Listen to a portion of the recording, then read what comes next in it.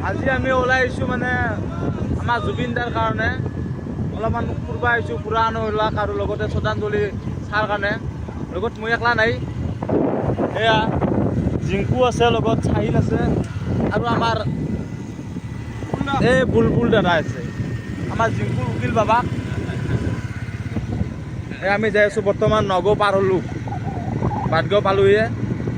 চাওঁ কিমানলৈকে যাওঁ চিন্তা নাই মানে গুৱাহাটীও যাব পাৰোঁ কোনো ৰিস্ক নাই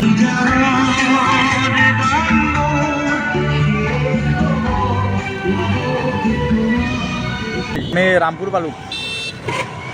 ৰামপুৰ পালোঁ আমি ৰামপুৰ আহি যাওঁ